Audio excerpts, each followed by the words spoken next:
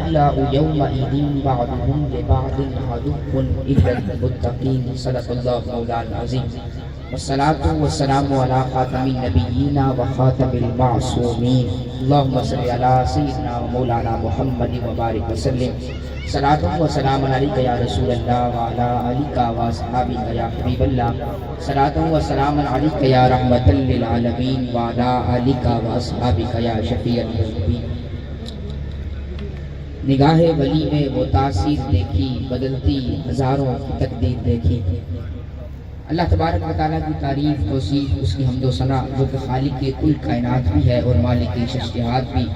حضور تاجدار کائنات، فخر الرسل، مولا کل، قائد المرسلین، خاتم النبیین و خاتم المعصومین، سیدنا محمد رسول اللہ صلی اللہ علیہ وآلہ وسلم کے حضور ناز میں اپنی عقیدتوں، ارادتوں، نیاز مندیوں اور محبتوں کا نذرانہ اور خراج پیش کرنے کے بعد نہایت عزت و تعظیم کے لائق قبلہ علی مرتبت صاحبزادہ والا شان پیر طریقت راہبر شریعت حضرت صاحبزادہ پیر سید عابد حسین شاہ صاحب کاظمی المشہدی نقشبندی نو دامت برکاتہم العالیہ، اور آپ کے ساتھ موجود قبلہ پیر طریقت راہبر شریعت حضرت قبلہ پیر سید شاہد حسین شاہ بادشاہ سرکار دامت برکاتہم العالیہ، اور اسٹیج پر موجود سادات کرام، علماء اعظام اور دیگر مشہور و معروف ثنا خوان حضرات اور پنڈال میں موجود حضرات سامعین منتظمین، السلام علیکم ورحمۃ اللہ وبرکاتہ. اللہ تبارک و تعالیٰ کا فضل، اس کا کرم، اس کا احسان، اس کا شکر کہ ہم پہلا اس مبارک قبلہ فخر السادات زینت الاولیاء عاشق رسول منبع جود و سخاوت نور علم و حکمت حضرت الحاج پیر سید عاشق حسین شاہ صاحب کاظمی المشہدی الموصلی نقشبندی نور اللہ مرکزہ کے مزار پر انوار کے سامنے حاضر ہو کر منا رہے ہیں. ہم عقیدت و احترام کے ساتھ، جوش و جذبے کے ساتھ اور دل کی محبت، دل کی لگن، دل کے سرور، دل کے چین، دل کی ٹھنڈک کے ساتھ اس کو منا بھی رہے ہیں اور اس کی برکت اور فیضان کو لوٹ بھی رہے ہیں، اور مرشد کریم کا دیدار بھی ہو رہا ہے. اور یہاں نہ اس طرف کئی کلومیٹر تک آبادی ہے، نہ کئی کلومیٹر تک اس طرف آبادی ہے، لیکن کہتے ہیں نا علی والے جہاں بیٹھے وہیں گھر کو بسا بیٹھے. تو یہ فیضان ہوتا ہے. اور میں موقع کی مناسبت سے چند کلمات عرض کرتا ہوں. امید ہے آپ توجہ سے سماعت فرمائیں گے. جو ٹائم میرے کو دیا گیا ہے، ہم کوئی بھی چیز دنیا کے اندر اختیار کرتے ہیں، ایک جگہ رکھیے گا، ہم دنیا میں کوئی بھی چیز اختیار کرتے ہیں، اس کا ہمیں دو چیزیں ہمارے اندر سامنے ہوتی ہیں، ہم اس کو مد نظر رکھتے ہیں، ہماری اس پر نگاہ ہوتی ہے، ہمارا مقصد ہوتا ہے اور ہمارا پرپس ہوتا ہے. وہ کیا ہوتا ہے کہ دنیا میں کوئی بھی چیز اپناتے ہیں، دنیا میں کوئی بھی چیز لیتے ہیں، کسی چیز کو بھی حاصل کرتے ہیں، اس کے دو پرپس ہوتے ہیں. ایک ہوتا ہے کہ اس کا دنیاوی نفع ہو، دنیاوی نفع ہو، دنیا کے اندر وہ کام آئے، اور دوسری چیز وہ ہوتی ہے کہ وہ آخرت کے اندر بھی کام آئے. اگر دنیا میں نفع بخش ہے، آخرت میں نفع بخش نہیں، وہ تو چیز ہلکی ہے، وہ چیز فائدے کی ہے. اور یقیناً جو چیز آخرت کے لیے نفع بخش ہے اور فائدہ مند ہے، وہی چیز دنیا کے لیے فائدہ مند ہے. تو اسی طرح اللہ تبارک و تعالیٰ نے مختلف عبادات اپنائی، مختلف عبادات فرض کی اور لوگوں پر بتائی کہ وہ دنیا کے اندر بھی فائدہ ہے اور آخرت کے اندر بھی فائدہ ہے. اب سوال یہ ہے کہ ہم جو یہاں بیٹھے ہیں، کیا اس کا ہمیں آخرت میں بھی کوئی فائدہ ہوگا یا نہیں؟ آج ہم آئے ہیں، اتنے دور سے آئے ہیں، کوئی کراچی سے آیا، کوئی دبئی سے آیا، کیا فائدہ ہوا ہے؟ کیا فائدہ ہوا ہے؟ سنیے گا، قیامت کا دن ہوگا. اللہ تبارک و تعالیٰ اعلان کرتا ہے قرآن مجید میں، الاخلاء یومئذ بعضهم لبعض عدو. پکے دوست ایک دوسرے کے دشمن ہو جائیں گے، عدو ایک دوسرے کے ساتھ دشمن ہو جائیں گے، انکار کرنے والے منکر ہو جائیں گے، ایک دوسرے کو پہچانے بھی نہیں کہ یہ کون ہے. حالانکہ اسی کے ساتھ بیٹھنے والے، مجلس کرنے والے، محبت کرنے والے، پیار کرنے والے ساتھ بیٹھے ہوں گے، لیکن قیامت کے دن اس گھاما گامی کے ماحول میں، اس افراتفری کے ماحول میں، اس نفسا نفسی کے ماحول میں پتہ ہی نہیں چلے گا کہ تو کون ہے اور میں کون ہوں. حتیٰ کہ قرآن کہتا ہے فَإِذَا نُفِخَ فِي الصُّورِ فَلَا أَنْسَابَ بَيْنَهُمْ يَوْمَئِذٍ وَلَا يَتَسَاءَلُونَ. جب سور پھونکا جائے گا نا تو پھر سارے رشتے کو پتہ ہو جائیں گے، پھر پتہ نہیں ہوگا.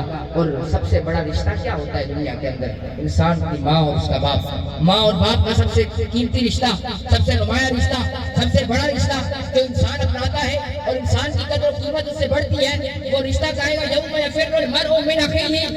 باپ بھی اس دن بیٹے سے دور بھاگ رہا ہوگا، وہ امہ و ابی، اور اس کی ماں اور اس کی بہن اور اس کی بیٹیاں ساری کی ساری اس سے دور بھاگ رہی ہوں گی، تو یہ دنیا کے سارے رشتے اس میں منقطع ہو جائیں گے۔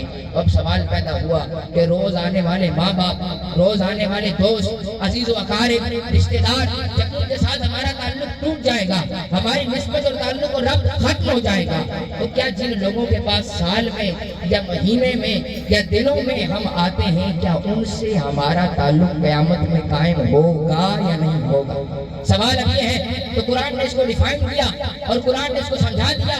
قرآن نے کہا لوگوں سنو، الاخلاء یومئذ بعضهم لبعض عدو، سارے رشتے بھی منقطع ہو جائیں گے، سارے نسب بھی ٹوٹ جائیں گے۔ اس کاما بھاگی کے عالم میں، اس نفسا نفسی کے عالم میں، اس افراتفری کے ماحول میں نہ کوئی کسی کا پرسان حال نہ ہوگا، حتیٰ کہ قریبی رشتے، ماں کا رشتہ بھی الگ ہو جائے گا، باپ کا رشتہ بھی الگ ہو جائے گا، بہن بھائی بھی ایک دوسرے سے دور بھاگ جائیں گے، سارے الگ الگ ہو جائیں گے۔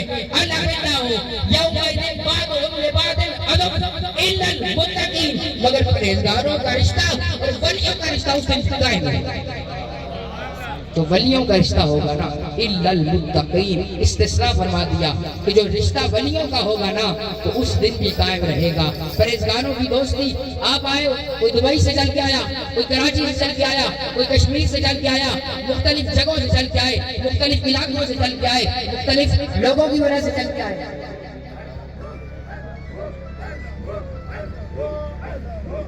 نعرہ تکبیر، نعرہ تحقیق، نعرہ حیدری، نعرہ غوثیہ، جیوے جیوے جیوے جیوے۔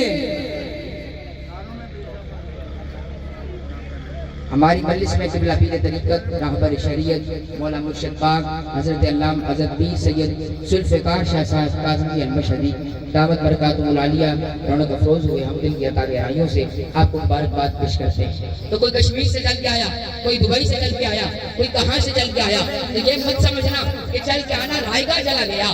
قیامت والے دن اللہ کے بندوں کے ہاتھ ان کے ہاتھ میں ہوں گے، ان کے مریدوں کے ہاتھ میں ہوں گے، چاہنے والوں کے ہاتھ میں ہوں گے، معتقدین کے ہاتھ میں ہوں گے، خدا مسلمین کے ہاتھ میں ہوں گے، اور پکڑ کے سب کو جنت میں لے کے چلے جائیں گے۔ یومئذ بعضهم لبعض عدو الا المتقین، سوائے جو پرہیزگاروں کی دوستی ہوگی نا، اس کے علاوہ ساری دوستیاں اس دن ٹوٹ جائیں گی۔ تو اب کیا ہے وجہ، کیا ہے؟ ساری دوستیاں ٹوٹ گئی، سارے رشتے ٹوٹ گئے، سارے نسب ٹوٹ گئے، ساری باتیں ٹوٹ گئی۔ کیا وجہ ہے کہ متقین کی دوستی اب بھی قائم رہے گی؟ کیا وجہ ہے؟ توجہ میری طرف رکھیں، کیا وجہ ہے؟ یہ وجہ یہ ہے کہ اور رشتے بنتے ہیں جسمانی تعلق کی بنا پر، جسمانی تعلق کی بنا پر، دوستی یاری کی بنا پر، مال کی بنیاد پر، قرضہ کی بنیاد پر۔ لیکن یہ جو رشتہ ہوتا ہے اس کا مقصد الوہیت ہوتی ہے، اس کا مقصد ذکر اللہ ہوتا ہے، اطاعت الہی ہوتی ہے، فرما برداری خدا ہوتی ہے۔ اس وجہ سے بندہ اللہ کے قریب ہوتا ہے، ولی اس کا ہاتھ پکڑ کر اس کو اللہ کے قریب کرتے ہیں۔ تو یہ فرمایا الاخلاء یومئذ بعضهم لبعض عدو۔ اور پھر صحیح بخاری شریف کے اندر حدیث ہے، حضور علیہ السلام نے فرمایا کہ میری امت کا ایک گروہ جنت میں داخل ہوگا، جنت میں داخل ہوگا بلا حساب و کتاب۔ اور فرمایا وہ تب تک جنت میں نہیں داخل ہوگا، تب تک جنت میں نہیں داخل ہوگا حتیٰ یدخل آخرہم، یہاں تک کہ اس کے آخری مرید اور چاہنے والا جنت میں نہ داخل ہو جائے۔ کسی کو شک ہو تو حدیث کے ریفرنس میرے سے لے لینا، میرے پاس موجود ہے۔ اور مسند احمد بن حنبل میں روایت ہے، یہ بھی صحیح سند سے روایت ہے، مسند احمد بن حنبل میں روایت ہے کہ یہ ایمان والے جو ہوں گے، یہ اولیاء اللہ جو ہوں گے، یہ اللہ کی بارگاہ میں جائیں گے، وہ کہیں گے کہ بھائی جب بڑے بڑے اپنے سے اعلان فرات کر دیں گے، وہ کہیں گے تم میرے نہیں، میں تمہارا نہیں، پھر کیا ڈھونڈتے ہو، آؤ مسجد کی طرف آؤ۔ میں نے کہا وہ تمہارے بڑے ہوں گے، ہمارے بڑے تو ہمیں جنت میں پہنچا کے آئیں گے۔ میں نے کہا وہ تمہارے بڑے ہوں گے جو تم سے اعلان فرات کریں گے، ہمارے بڑے تو جنت میں پہنچا کے آئیں گے۔ مسند احمد بن حنبل کے اندر حدیث موجود، حضور علیہ السلام نے فرمایا ایمان والے ایمان والے اپنے رب سے جھگڑا کریں گے، پیار والا جھگڑا، یا اللہ ان سارے چاہنے والوں کو جنت میں داخل کرے۔ فرمایا الاخلاء یومئذ بعضهم لبعض عدو۔